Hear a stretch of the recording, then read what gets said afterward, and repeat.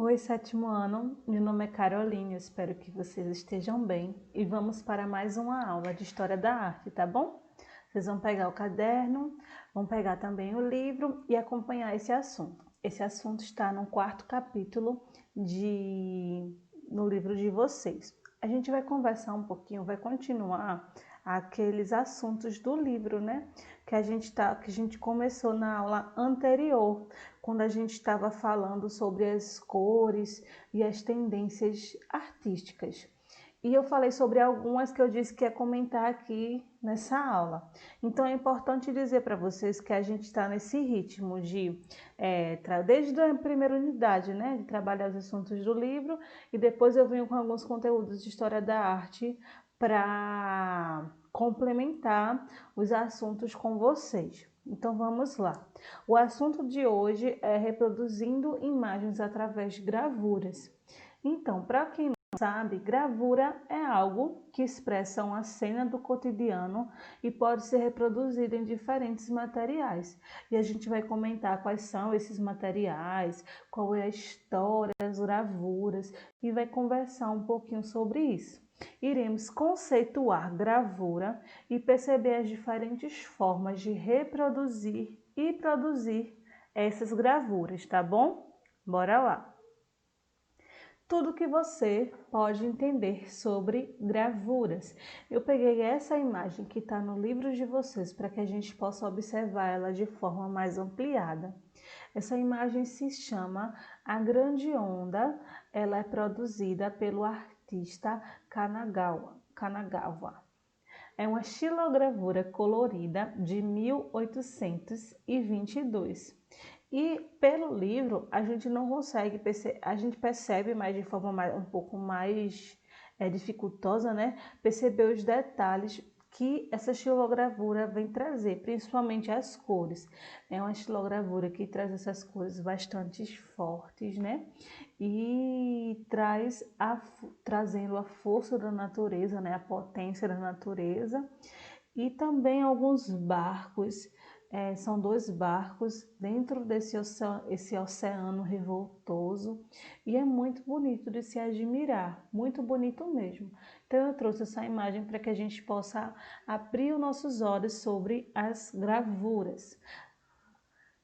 Talvez a gente confunda gravura e pintura, mas gravura nada mais é do que uma linguagem visual que representa um tipo de arte com pinturas em relevo, e a gente vai entender como é que é feita essas gravuras. Com essa técnica, a imagem é obtida por meio da impressão de uma matriz, no qual o desenho é gravado com a ferramenta chamada buril.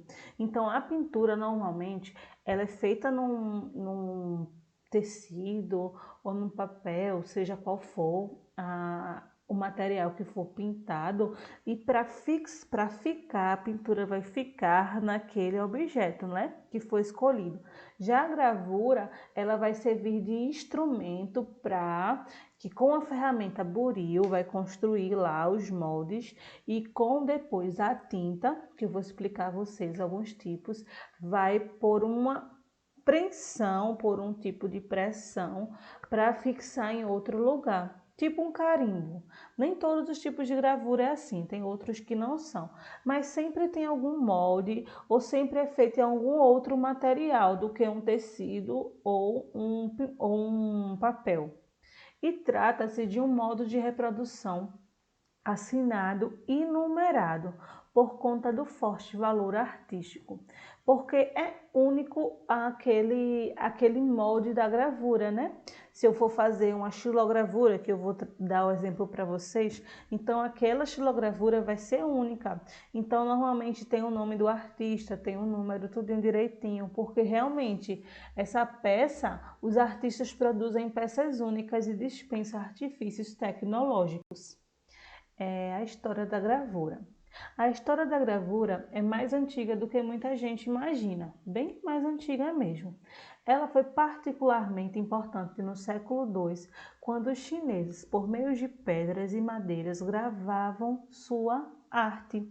No Ocidente, a gravura teve início com o surgimento do papel no século XIV, porém foi em meados do século seguinte, no caso no século XV, na Alemanha e na Itália, que a técnica da gravura começou a ganhar fama. Desenvolvido por Ives, esse método se propagou por toda a Europa. Desse período em diante, os artistas que utilizavam a gravura no Ocidente começaram de mestres da gravura. A gravura propagou sua história pelo mundo, com suas técnicas e tudo mais. Um dos primeiros trabalhos conhecidos da arte da gravura foi esse aqui, ó, que eu trouxe para que a gente pudesse observar, o mestre E.S. Um alemão anônimo que utilizava apenas essas letras para identificar suas obras, E.S.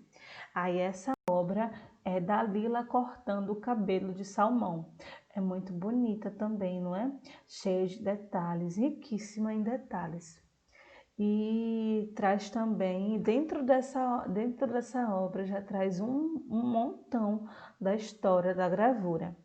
E como na última aula eu falei sobre as cores, eu trouxe essa gravura aqui. Vocês lembram que eu disse que ia comentar nessa aula sobre isso?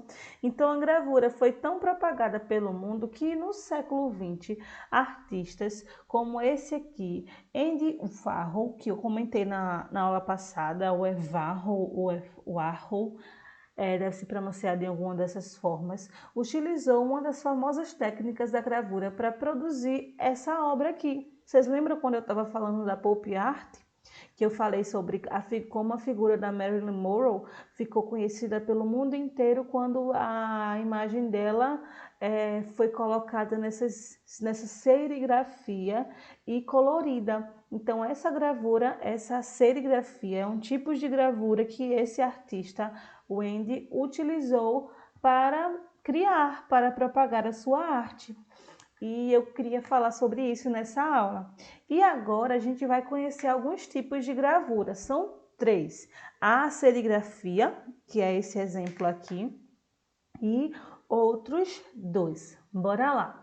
A xilogravura, que eu acho que vocês conhecem, caso não, a gente vai conhecer, porque às vezes alguns parentes da gente têm uma imagem assim, parecida como essa que está aqui, feita em madeira. Algumas são coloridas e outras são do cor de madeira mesmo, um amarronzado.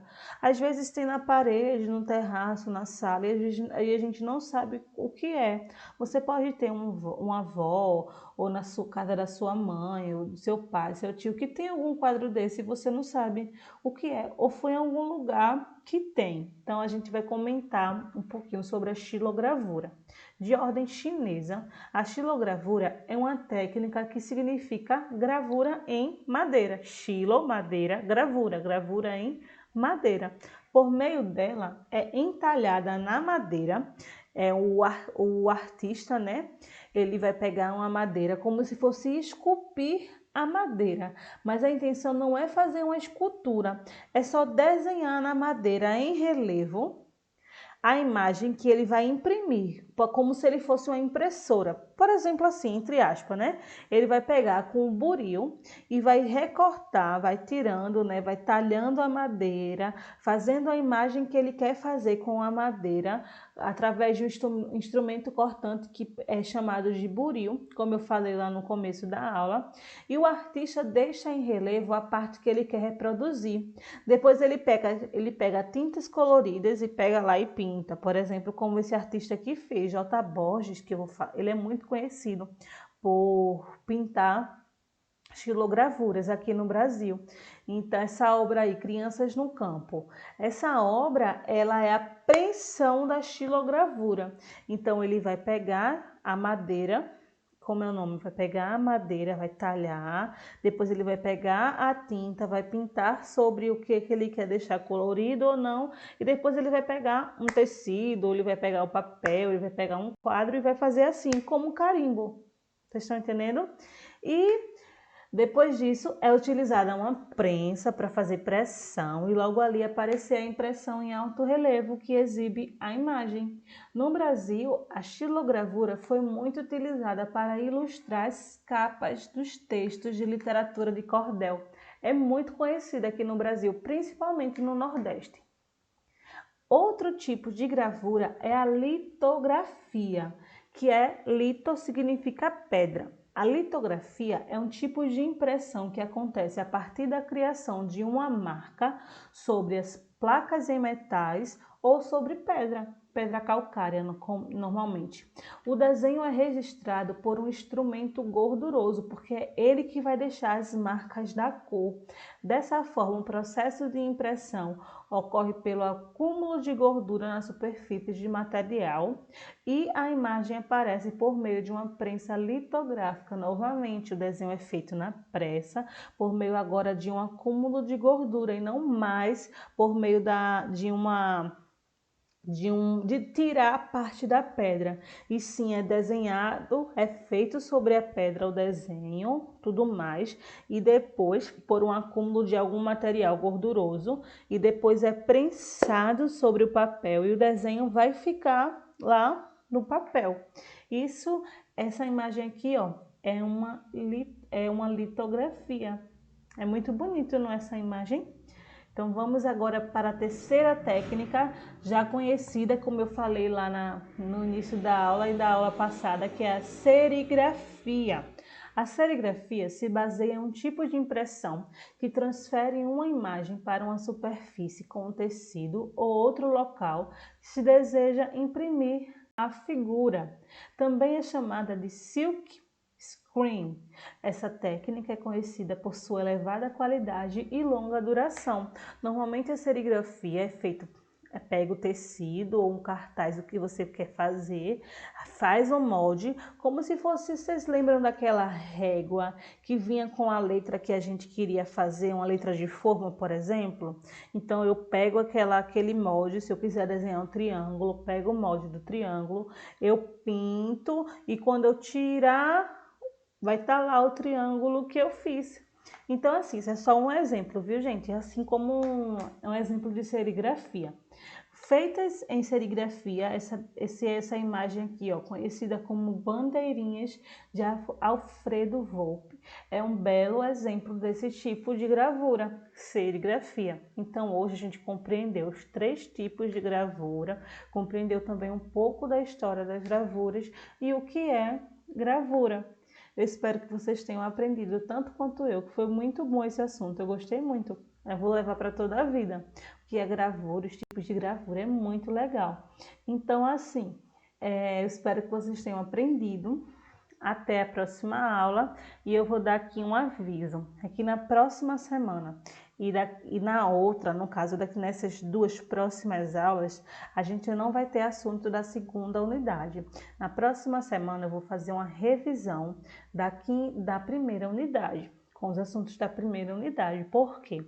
Porque daqui a 15 dias, no caso, na segunda aula, vai ter avaliação. Daqui a 15 dias, né, do dia 22 ao dia 26, vai ter avaliação geral com todos os alunos do Fundamental 2 e do Ensino Médio. Conceição vai explicar para vocês, Daniel também vai explicar para os seus pais como vai ser, tudo direitinho. Então, essa avaliação vai ser para todos os alunos. Então, por isso que semana que vem eu vou dar uma revisão. Aí depois, na próxima semana, vai ser a avaliação. E só depois, na terceira aula, que eu vou continuar com os nossos assuntos, tá bom? Beleza? Então é isso, gente. Até a próxima aula. Eu espero que vocês tenham gostado. E não só apenas gostado, mas também aprendido bastante, tá bom? Tchauzinho!